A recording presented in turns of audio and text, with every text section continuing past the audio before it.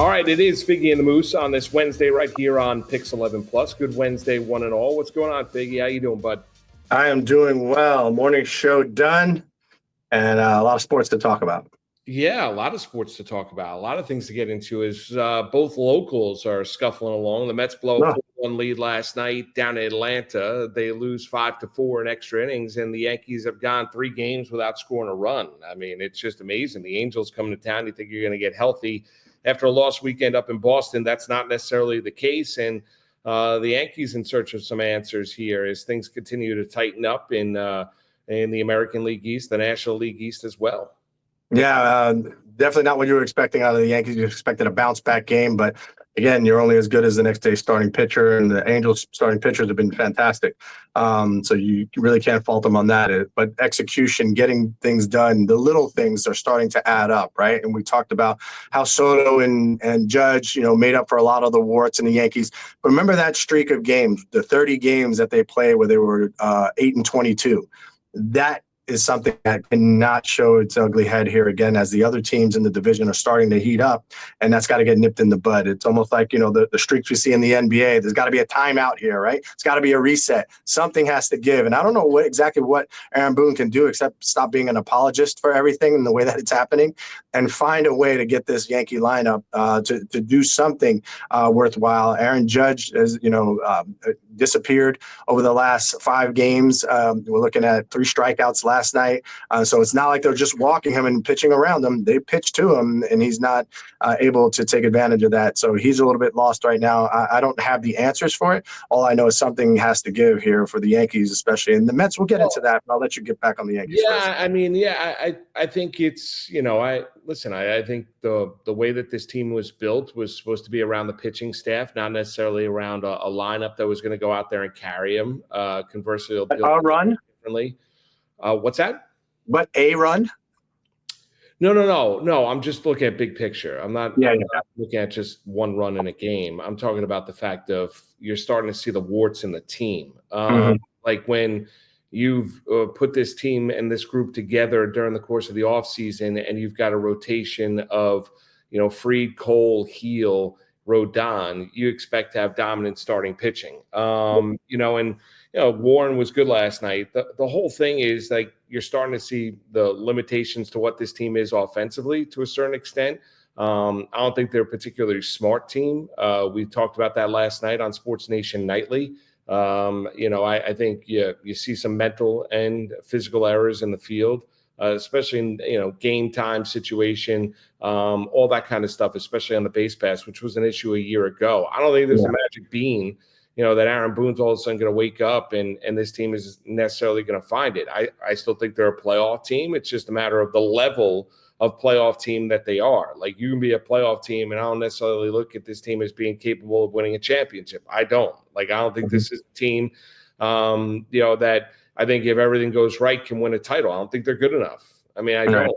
I think Brian Cashman's going to have to make improvements. But I thought that before, they got shut out 3 consecutive games, before, they got swept up in Boston, before they lost the first 2 games of the series against the Angels. But I think a lot of the issues are now getting magnified to where they're not good enough to overcome and make up. Their lineup is not dynamic enough to overcome and make up for some of the errors that you've seen, especially some of the mental errors. I mean, I said it last night, don't be stupid. Stupid never plays. Not on the baseball field, not in life. And I think the Yankees at times this year, especially as of late, I think you've seen some really stupid baseball. Yeah, they're not playing to their strengths. That's definitely for sure. And what you hope is that, and we keep saying it about the young guys, finding a way to figure it out. And it's very difficult to start ever thinking about the young guys being a core 4 like we saw, 30 years ago. It's not the same. All right. The level of play, the level of baseball IQ, the way that they could do a multitude of things, they weren't one-dimensional. And we're seeing a lot of one-dimensional type players coming through the Yankees farm system. I mean, for Christ's sakes, Dominguez, we wanted to throw him a ticker tape parade when he hit the 3 home runs in one game. He's got 6 home runs on the season. So let's not get crazy every time Yankee has a good few games, or especially one of the young guys we saw last year. Volpe started out batting, 380 the whole first month. And we're like, oh man, this kid has really figured it out. He's ready to turn a corner.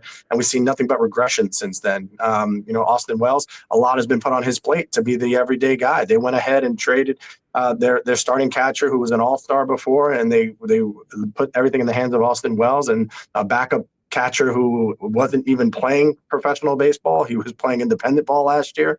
So that's not normally the Yankee way, right? That's not normally what you see out of the Yankees. So there's a lot of things that lead to, streaks like this. And again, it's a streak. It's a downturn right now, but it's when it's happening. It's happening while the other teams are getting hot. And we said it yesterday. You look in that rear view mirror, or you look in the side mirror, what's that little saying on the bottom? Objects may be closer than they appear. That's what's happening right now. And Tampa Bay is doing nothing but licking their chops for an opportunity to get to the Yankees. No question about it. And then you get to the Mets last night where, it seemed like everything was going their way, and they were rolling right along, the 4-1 lead down in Atlanta, after getting swept over the course of the weekend. And then it was Marcell Ozuna with the bases clearing double, and the bases were loaded that tied the game up at 4. And then you get the Riley, sac fly in the extra innings to win it for the Atlanta Braves. So Mets bullpen, those guys fail in the end. But that's a game that, kind of looked like not rocking chair. 8-1 would be rocking chair. But, honestly, just got a sense that the Mets were in command until they weren't. Cruise control by David Peterson again. And I think one thing I will say about Mendoza's handling of this is that you are always looking for a guy to step up into that kind of, be the guy role.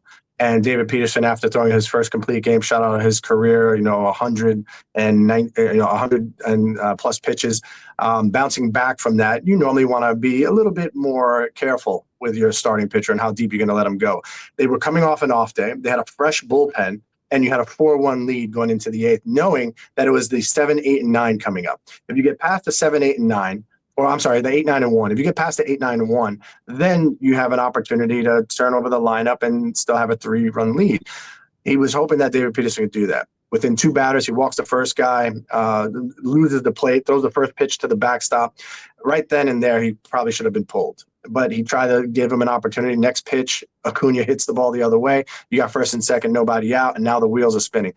You had a fresh bullpen. Reed Garrett coming in a bases empty situation is much different than coming in bases loaded and nobody out, right? That's the tough part. Is he almost pulled off the Houdini trick. He almost was able to do it. He got to 2 outs, big strikeouts of Olsen, a big opportunity there with Marcell Ozuna. And the pitch goes inside. Let me tell you one thing about one person on this planet. Marcell Ozuna cannot be beat inside. We've seen Noah Syndergaard has tried it with 100+ mile-an-hour fastball, and he whipped it around and hit it deep into left. He is a guy who's looking to do damage in an RBI situation. And the strikeout, listen, there was a nasty split finger that he threw the bat at just to stay alive. And then he made that same split finger that didn't drop and didn't get enough, stayed inside. He was able to hit that double and clear the bases. And then you just felt like, oh my God, and now all is lost for the Mets. They're not going to be able to withstand it. Diaz throws a good 9th, and then also in the 10th inning, there was my question would be, would you ever think about bringing Diaz in that situation, first and second, with the way that closers are used now, with the idea that, sometimes the save situation isn't particularly the 9th inning, where instead of going to Reed Garrett, rested bullpen, Braves, we've lost 3 in a row. This is their opportunity to go out there and do damage. Let's bring in our best reliever at that point in time. Not saying, listen, Garrett, as you mentioned, almost got out of it. Just missed on a pitch to Ozuna, or else he would have pulled off the Houdini trick. But do you ever think about going to Diaz there in the bottom of the 8th inning with the threat Atlanta had, having a 4-1 lead? I think you do. And the biggest thing is that if he gets through that, and we saw him almost do it, and so you get past Ozuna, now you have coming up, the back half of the lineup, and you're not nearly as focused as if Diaz was going to have to face the 2, 3, and 4 in the 9th inning, right? So the 2, 3, and 4 were the guys that were coming up. But it would make sense to use him in that situation and then rely on somebody else to close the door. And then, hindsight is always 20/20, because if he did it that way and it still worked out, when the Braves tied it up or whatever, or wound up winning against a different pitcher, because you can't use Diaz 2 innings on the first day. No, I'm not saying that. I I'm know, just but saying, yeah, that's what I'm saying. So if you're going to use him in 1 inning as a stopper, and we saw famously, Terry Francona used to use Andrew Miller as a stopper in any situation from the 7th inning on, because the most important time in the game may not necessarily be in the 9th inning. You can right. face a 7, 8, and 9, and so you want to use the stopper in a big moment to thwart any kind of attempt at a comeback, and they weren't able to do it. So a learning thing maybe for the Mets, maybe for Mendoza, because now in hindsight you think, yeah, that was the biggest moment in the game, and why wouldn't you want your best closer or your best reliever in that situation? But this is one of those things where short memory, you got to curl it up and say you had them right where you wanted them, and you just gave them too much of an opportunity. Yeah, now the pitching matchup's a disaster. I mean, it's Blackburn against Chris Sale in Game 2. So I mean that sounds even to me. Yeah, no, unless Sale has a bad day, and it happens. I mean, if he's on, I mean, that's a decided advantage when you're looking at the Atlanta Braves potentially going out there. And, for the Yankees here, listen, I'm not overly concerned about either of the two teams. I think, and you hear both managers kind of echoing the same kind of playbook. It's a long season, 1 of 162, all the things that you hear. We like our approach, the grinders, everything that you see. And that's all fair. The Mets, the one thing is, the difference is Mets don't want to bring the Braves back into this. They don't want to be the one that gets the Braves going in 2025. So that's why last night was kind of an extra sting. Not that the Mets can't rebound from that, but it's the Braves. It's been a house of horrors. I know they had the Lindor home run last year on the final day of the regular season, but that's kind of the impetus, and something we talked about right here on Figgie and the Moose, and also on TV last night, Biggs. Yeah, and you hit the nail on the head with the House of Horrors, right? We've seen always, we saw that series where they got swept, but they were leading every game just a couple of years ago. And that Atlanta is doing nothing but trying to get down to single digits and get back into this thing. And you can't give them that kind of life. You had an opportunity right there, first game, everyone well rested, kind of playing it like the most important game of the series, honestly, right? Yeah. I think that to me, that's what it should have been. Was a all hands on deck, Diaz ready to go. And then after Diaz, you go and you match up however you need to. Who says the Mets don't go and score 2 more in the top of the 9th, and then you can, use somebody else. But I think that's, if they had a chance to do it over again, that was probably the route that they should have taken. And you can't give Atlanta that kind of hope and that kind of opportunity. And listen, remember what happened with the Mets in the top of the 9th. Soto starts out with a 111-mile-an-hour line drive to right, gets on base, and Pete Alonso looks like he just hit a 2-run home run, hits it all the way to the wall. Acuna makes a great play, doubles off Soto because he's looking at the umpire for a call and doesn't get back. And now you have 2 outs where you had the beginning of something that you thought was going to be a really good inning for the Mets, and it wound up not working out for them. So they've got to figure out a way to crumble this one up and say, my bad on all parts, and try and get him here in Game 2. Yeah, Chris Sale and Paul Blackburn, your starters for the Yankees tonight. Will be Ryan Yarborough. Will get the balls. The Yankees look to try and get themselves going offensively. And they have been really, really stagnant. We'll take a time out here on Figgie and the Moose on this Wednesday right here on Pix 11 Plus. We'll come back. We'll talk a little Caitlin Clark. We'll do that next right here on Pix 11 Plus.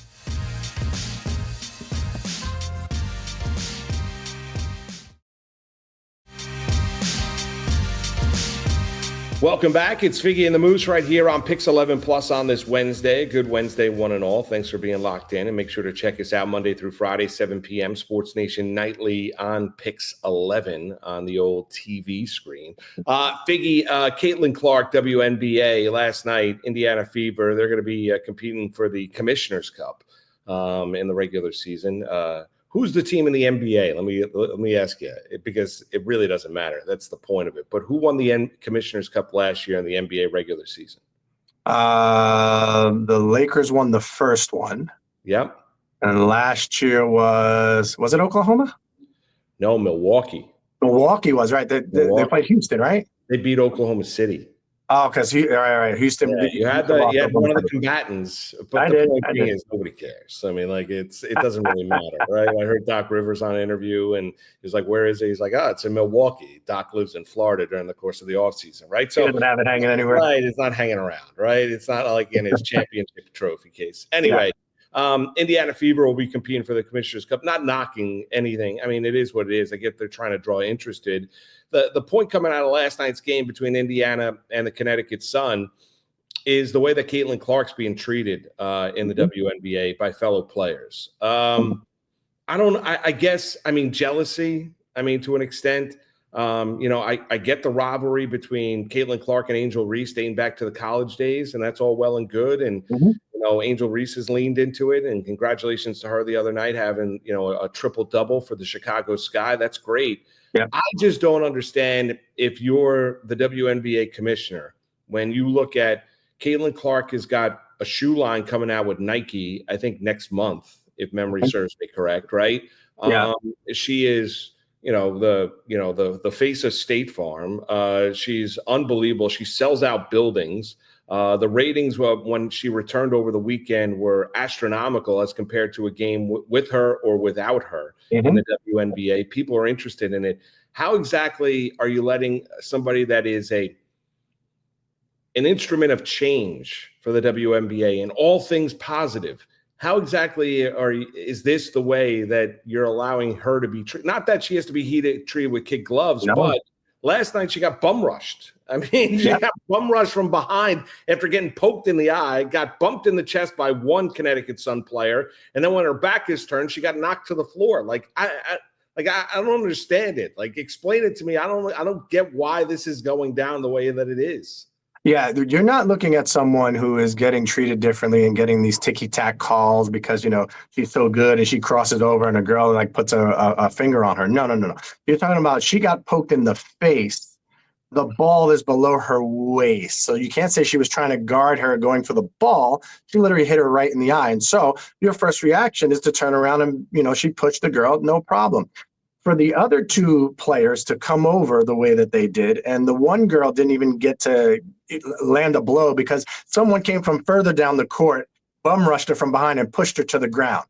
Okay, we said this last year. We saw this a bunch of times last year where the old guard was trying to say, hey, you know what, new girl, you're going to have to earn your respect. And they were being a little bit more aggressive with their fouls. They were making sure she couldn't get shots off because she's immensely talented. I understand all that. But at the end of the day, you can't tell me that was just a plain old regular personal foul, what we saw last night. On the streets, that would be called assault.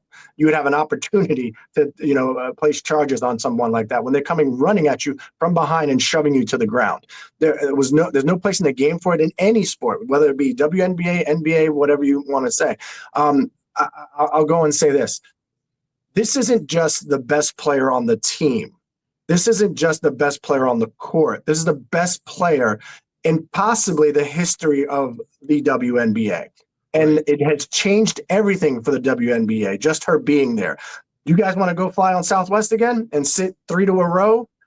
You guys want to go back to making less money than you made before? You want to go back to the sponsors not even showing up or thinking that this is a chance to put an investment into a product? The girls' movement has been happening for quite some time with Caitlin Clark from her collegiate days all the way till now, and she has not disappointed, right?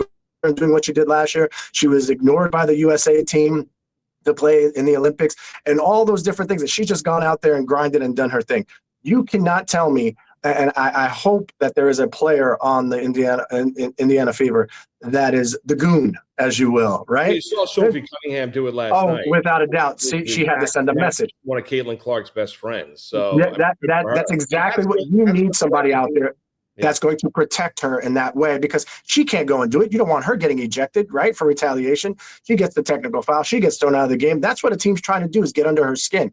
There's one thing to get under her skin, and there's another thing to continue to try to do things in a way that are going to provoke her, and not basketball moves, not basketball fouls. It's like, you're trying to hurt her. It's insane. But it's not just the players. It's the statements that were made by Gino Auriemma at UConn, the statements that were made by Diana Taurasi before she first stepped foot in the league.